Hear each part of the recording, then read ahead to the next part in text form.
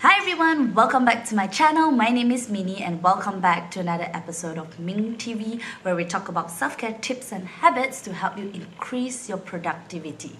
So in today's video, I am going to talk about mid-year review. Did you just woke up and feel like, holy shit, where did all the time go? It's already June, it's the end of June, and it's already July. Like half of 2019 is already gone. Did you feel that way? So I was feeling exactly the same at the beginning of June, and then right now at the end of June, I'm actually feeling really pumped up and really focused on the goals that I've set myself in doing. If you want to know how I did it, keep on watching. So my first step was to look back into the goals that I've set myself doing earlier this year. Now, if you don't have any goals that you have set, try doing it now. It's not too late, it's never too late, and it's never like the right time or the wrong time to set your goals. You can set your goals anytime you want. So go ahead and do it. But if you have already set it, I want you to bring out that piece of paper, that goal setting paper that you have left in the corner collecting dust. Pick it up right now and start looking back on it. Now the next step is to bring out another piece of paper or your journal or your bullet journal or anything. Just pick them up and then start writing these 3 columns. The first column, I want you to write down all the goals that you've achieved this year so far. And the second column, I want you to write down the things that you are doing, taking action, the habits that you're building in order to achieve the certain goal. Third column, I want you to write down all of the goals that you have not taken any action on and write them down. Now the reason why I want you to write all of this down is to give you a bird's eye view on how you are working on towards a goal that you are trying to achieve and also those that you have achieved. Now a lot of times we just go through our lives and then we don't really look back and keep track on how we're working on. It's the same, like if you're in a company, you're gonna like keep track on all the sales and the reviews and how your staff and employees are working, and you don't do it to your own life. So I want you to take that similar concept and put it on your own life because this is your business. Now the next step, I want you to look at the things that you have achieved this year and start writing down how you feel about them. Even better, I want you to find out all the evidence that you have, to prove that you have achieved those goals. For example, one of my goals this year is to go on a Bali trip with Joe. And we went to Bali earlier in April. So I would find out pictures of us in Bali or just dig out those receipts or the flight ticket to Bali and just paste it down on my bullet journal or my vision board. This is gonna help you collect evidence that you are working towards your goal, and it's gonna create a momentum and motivation for you to thrive for the next half of the year.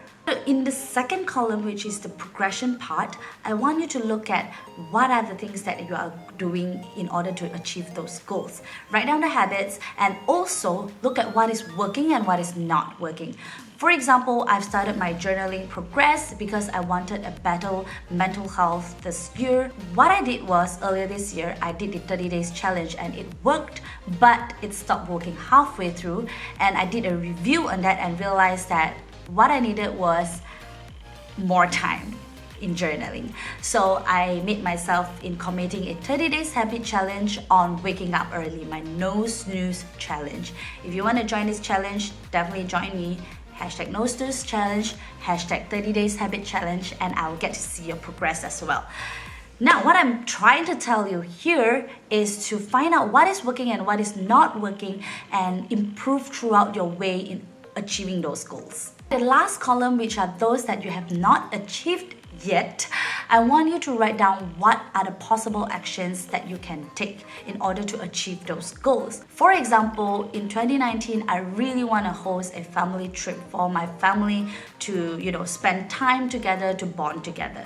And I have not taken any actions on it. So what I would do is just simply picking up my phone and start asking in my family group chat about the trip, like when are you free, let's go to this place and start organizing it. So the first step is always hardest. So what I want you to do is, in each of the goals that you have not achieved, write down the first step, the first simple step that you can take in order to achieve those goals. For example, I want to also hang out more with my dogs. And I realized that the goals that I've set on, like, bring them out for a walk every single day when I'm not even home every single day is just ridiculous. Beside those columns, I would just write spend 5 minutes every time I'm home just focusing on playing with them.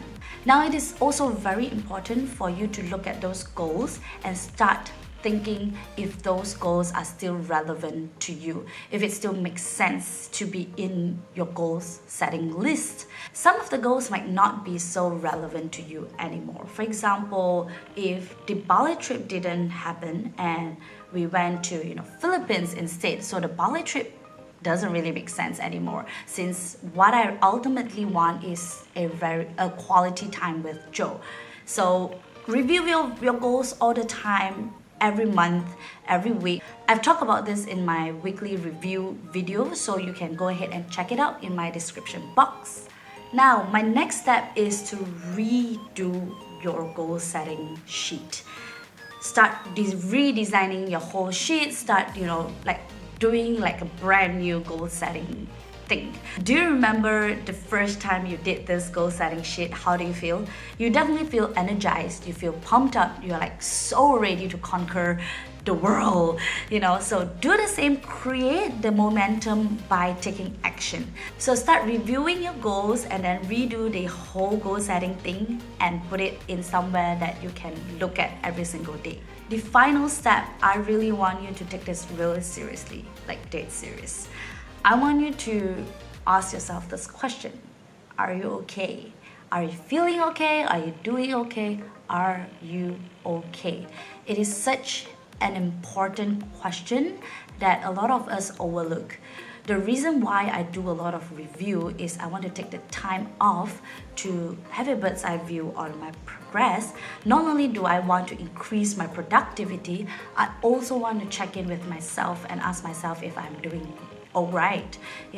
If all these goals are just making me exhausted, tired, and it doesn't align with my value, I am not taking good care of my soul and I'm not taking good care of myself. So I want you to take this opportunity to really look into it and start asking yourself if you are doing okay. Now, I know some days are going to be extra hard, especially on those bad days. No worries, I got you covered. I have a whole month of bad month, but I guess I did quite a good job in taking care of myself. Although physically I'm still sick, but I think mentally I am still moving forward. That's why in my next video I'm going to share with you some of my self-care tips that I did on my bad days, on my sick days, on my stressful days, in order to help me feel better and take care of myself better. So if you don't want to miss that, remember to like, subscribe, and also hit the notification bell. And if you have any other ideas, definitely leave a comment down below. I appreciate you so much, and I'm gonna see you next week. Bye!